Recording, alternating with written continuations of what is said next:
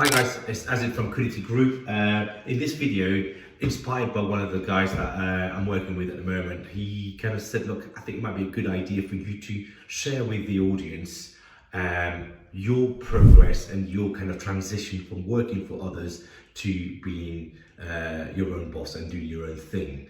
And while sometimes I forget, having done it for a while now, I forget that actually this is a worthwhile piece of kind of journaling and diarized version of what has happened to me. So let me give you a quick background. So over the last 20 years ago, I've kind of briefly did my undergrad, did a marketing degree, and then started working within the pharmaceutical industry for 20 odd years. And from there, I went to a couple of masters, a postgraduate degree, as well as then carrying on or starting. Bought my first house when I was 21, and then over those period started to carry on or continue. And how did I do that? Well, every time I was earning, say, at that time £2,000 a month, and I was needing 1,500 quid of top, I was saving some of that money and putting it aside. So I was not actually going crazy and spending all the money that I had all at the same time. First, and that was when I was 21. Second, any bonuses that I was making was never really wasted. It was either to put into the savings pot, and as it grew, I started to have more and more of that pot that grew, and then I started investing. Every single time I was making a bit of a bonus, I was then buying another property. At that time, 25, 30 grand was a good enough amount to put a deposit in. Now, probably 50,000 to put a deposit in. So it sounds crazy money, but actually most people who are earning in decent salaries, 4 grand a month, 5 grand a month, you know, you've got the money there. And I can tell you from my own really good friends in my network, people have got it.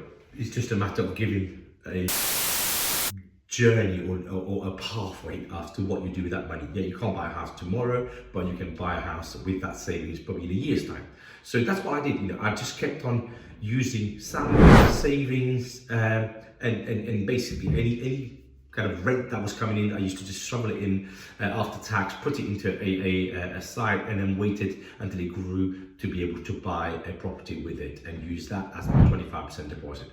Over time, as I bought more, and every 5 years I was refinancing, borrowing that money, extra equity money, buying the next house. So I was not taking that equity money to go on holiday or to buy a big car or to do anything like that. So it was really using good debt and using that debt money to buy the next property.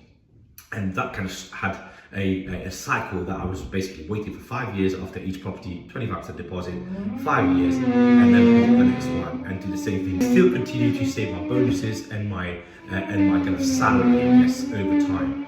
Then, as the property portfolio grew, more kind of capital appreciation happened. I just kept on doing the same and adding the same. All the time I was still working full-time, working in big organizations and growing through the career train actually. And I really enjoyed my job, by the way.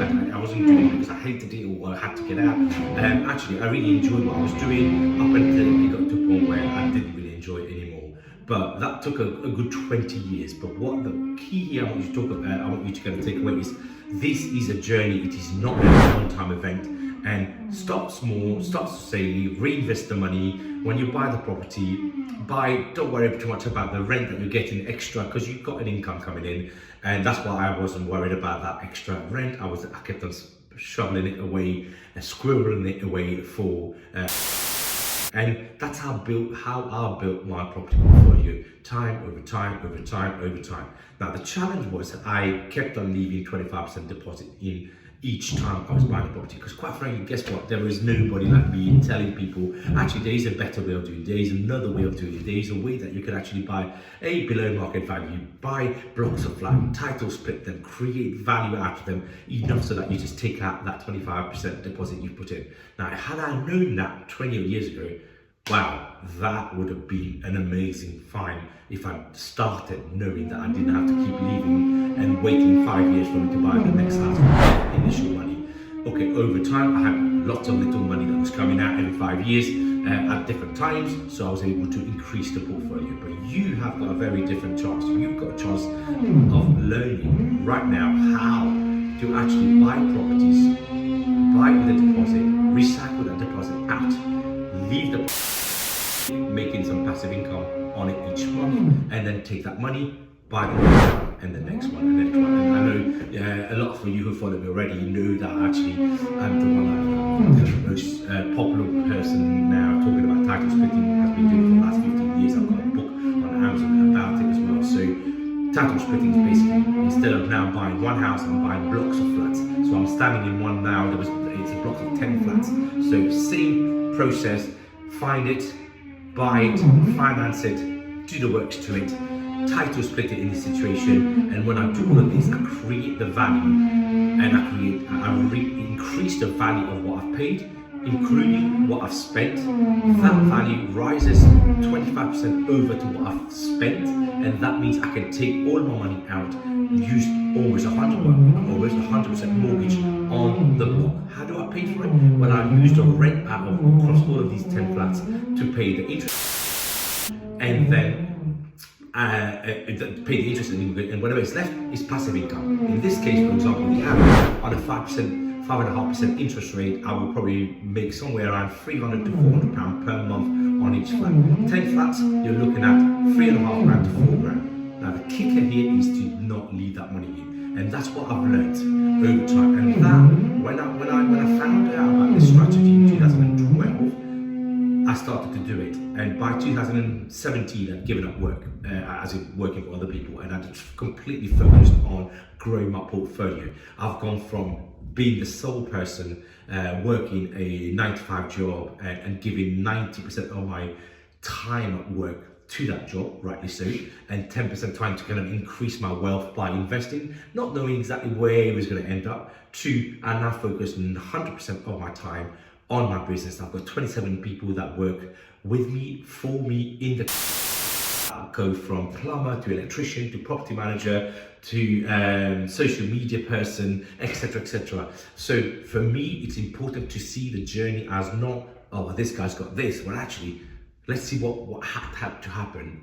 for him to get there. And I guess the motivation was what the person told me yesterday or last week, said, put a video about what your journey was. People like me who are working 9 to 5, how do I get away from 9 to 5 to get to where you are? And that's why I hope I'll be able to share with you today about how that worked for me. And the key here is save, invest, recycle your cash, keep doing it for a long time, delay your gratification, don't keep buying the Mercedes, the Porsche, the Lamborghinis or the Ferraris, but leave that for a time when all the passive income you're getting is paying for all of that. I hope that helps. My name is Azid, and I focus in the southeast of England and London. And generally speaking, building a portfolio for others is something I'm now really passionate about. So if you're interested, DM me, find out a bit about how I can help you move from a job that you may or may not like, but I'll tell you what, at some point, you're just going to want to jack it in and have a life and enjoy your life while you're still young. So DM me, check out my link on the website, all this information is in the bio, and I hope to speak to you soon.